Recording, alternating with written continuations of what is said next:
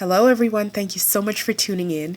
So by the title of this video, you can already tell that I am going to be providing some detailed information about my hair. And guys, I apologize for the sound of my voice. I am a little bit under the weather, but I wanted to get this video out to you guys. I was inspired to do this video after watching African Hair God's video. I believe he titled it My Hair Type. Now, I didn't want to use those words in the title of my video because I think using the titles or using the words hair type or hair typing just immediately sets off this debate that, quite frankly, to be honest with you, I have no interest in having at this point. It's a topic that has been played out all over YouTube and all over the internet. People immediately take sides, and that's not what this video is about. It's simply about me giving you some detailed information about my hair, about how my hair behaves, all in one video. With that being said, I have no issues whatsoever referring to my hair as a certain type or texture because it's simply a way for me to create a frame of reference and also to narrow the search for someone who might be looking for information on similar issues. That's not to say that someone who doesn't have the same texture as mine can't learn from the content that I'm putting out there, or vice versa. So let's get started. I use 3 factors to determine my curl pattern. Those 3 factors are the uniformity of my curls, the rate of shrinkage, and the appearance of my hair after it's been dried with no product on it whatsoever. With the exception of the very back part of my hair, there is no uniformity to my curls. My hair strands are pretty much going in every direction known to man, and they're all pretty much doing their own thing. As far as the shrinkage rate, it's just unbelievable. My shrinkage rate is probably between 80 to 85%.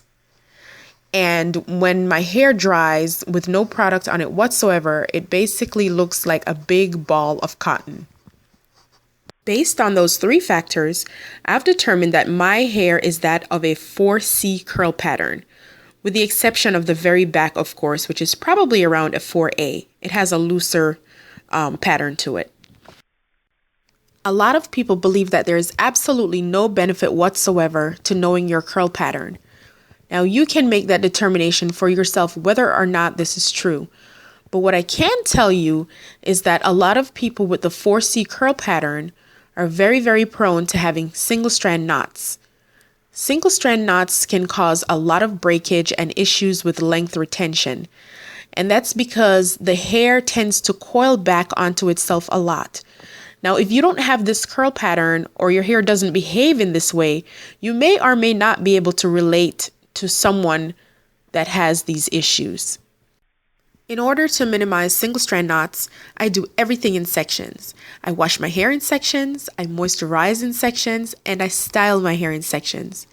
I also make sure that my ends are always moisturized and that I dust and trim as needed. My hair texture is pretty fine, which means that the diameter of the actual hair strands are smaller than that of someone with thick or coarse hair. As far as how my hair feels to the touch, if I were to not put any product at all in my hair and you were to touch it, it pretty much would be dry. Probably would feel like a Brillo pad if I'm being honest. As far as density, I believe I have somewhere between low to medium density, which means that I don't have a whole lot of strands on my head. As a result of that, whenever I do a twist out or a braid out, I have to really separate my strands a lot to get my hair to have some amount of fullness to it. Porosity, for those who may not know, is simply the ease at which water enters and leaves the hair shaft. And it's probably the most important feature that you need to know when caring for your hair. Now, as you can see with my hair, after placing a few strands of hair on the surface of the water, my hair gradually absorbs the water. After it has absorbed the water, it continues to float below the surface of the water. It did not fall immediately to the bottom of the glass, and it did not sit on top of the water for long periods of time. This is an indication that I have normal porosity. As you can see, my hair is very elastic. It doesn't snap and break when I pull at it. Instead, it just springs right back to its original shape.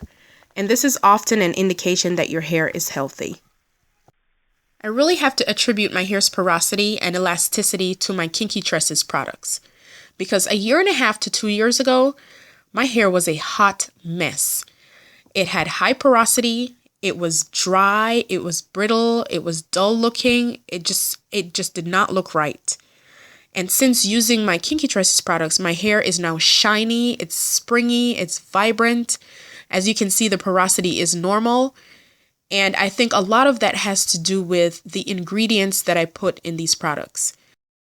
The ingredients are very moisturizing and very nourishing, and they actually penetrate the hair rather than sit on top of the hair. And this allows the hair to be nourished and strengthened from the inside out. With the exception of the very back part of my hair pretty much does not have a defined curl pattern. And that's because each individual strand is pretty much doing its own thing. Now, that's not to say that I don't have curls. I do have curls. It's just that it's not uniformed. In order for me to achieve a wash and go kind of look or to achieve uniform curls, I have to use large amounts of gel and product, which I'm really not a huge fan of. And that's why you don't see me doing a whole lot of wash and goes and things of that nature. Since the average growth rate is about 6 inches of hair per year, I would have to say that my hair grows pretty slowly because my hair only grows between 3 to 4 inches of hair each year. Now, this is genetic. There's pretty much nothing I can do about it. There is no pill or potion or pixie dust that I can use to change that.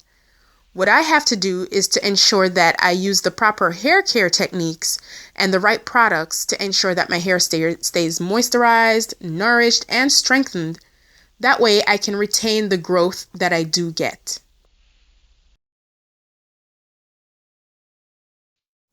Because I have very kinky hair, my hair tends to prefer products that are thick and rich and creamy.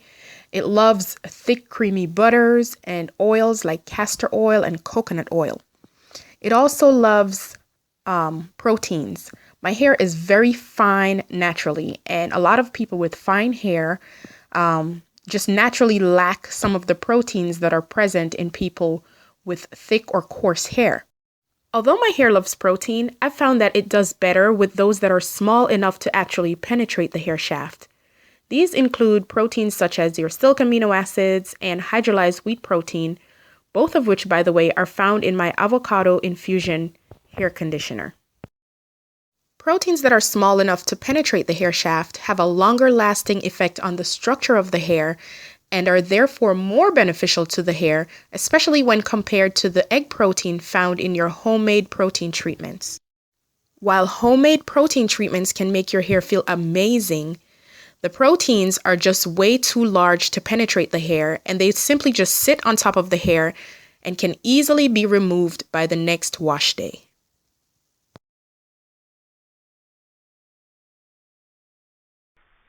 Because my hair is so fine, it's naturally more prone to breakage than someone with coarse hair. As a result of that, it hates anything that aggressively lifts the cuticles. These include things such as excessive heat and color. My hair does not like combs, and that's because when it's unstretched, it likes to coil back onto itself, creating knots and tangles. Because of that, I prefer to finger detangle. That way I can feel where the knots and tangles are, and I can take my time getting through them rather than using a comb, which can sometimes rip through the hair, causing severe damage. I think everyone has an area of their hair that just does not do what the rest of the hair does. Well, my hair is no different. My problem area is the crown. The crown part of my hair is very, very kinky and tends to be drier than the rest of my hair. And because of that, it's more prone to breakage. So I really have to take extra steps just to make sure that it stays moisturized and doesn't break off. Alright guys, so that's everything that I wanted to share about my hair. I really hope that you guys enjoyed this video. And if anyone wants to do this as a tag, you're more than welcome to. I think it would be super interesting to hear all the different responses. Alright guys, please like, share, and subscribe, and I'll catch you in the next one. Stay awesome, bold, and chic. Bye!